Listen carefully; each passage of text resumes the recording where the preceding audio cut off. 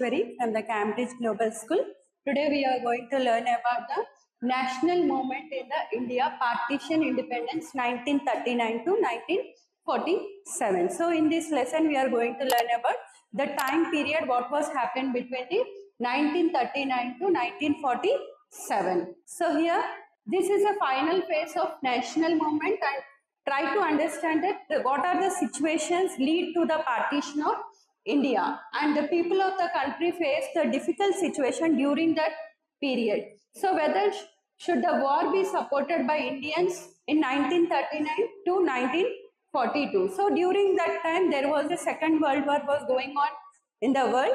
So during that time the Indians supported to the war behalf of the British or not, you are going to learn from this lesson. On what condition the Indians are supported for the war, whether the conditions of the Indians were fulfilled by the Britishers or not, also you are going to learn from this lesson. So here you have read about the Second World War. So we already read about Second World War when the war was started in 1939. So the Second World War was started in 1939.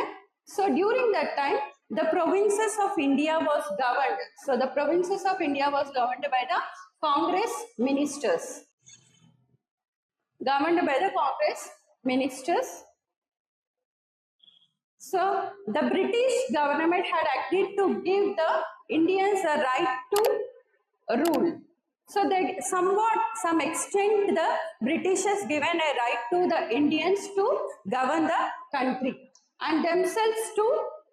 The British Parliament passed a Government of India Act. During this period, the British government passed a Government of Indian Act 1935. According to this act, the Indians can hold elections in the country and the people can participate in the elections. So here we are seeing the British Parliament passed a Government of Indian Act 1935. According to that, provinces can hold elections and winning parties can form a government.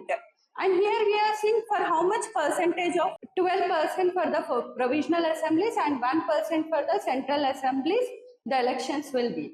So when elections were held in the assemblies, 11 provinces out of British India. Here why they mentioned British India means nothing but during that time the India was ruled by the Britishers. So out of 11 provinces when the elections was held in the 1937, Congress was won the most of the provinces and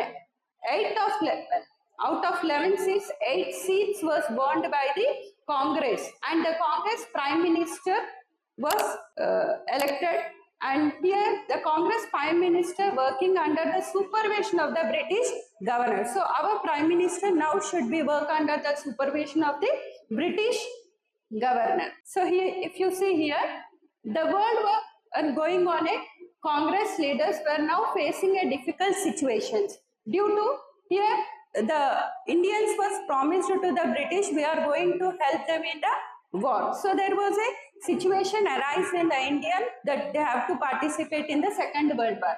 Here if you see the British is fighting in the against the war in the Germany, Japan, Italy and with the other Axis forces. Britain had decided that India would help them in the war without asking them because they have given a Government of Indian Act to hold the elections in India. So they expected without asking them we are going to participate in the war. But here the Indians have a few situations to support the war and to are against the war. So here we can see why the Indians want to support the war, because the Indian always against to the fascism. Here fascism means nothing but the conquering the sovereign nations, the independent nations. So always the Indians will fight for the fascism. So that is the one reason why the Indians want to participate in the war to help the Britishers, okay, to end this fascism. And the second reason is nothing but the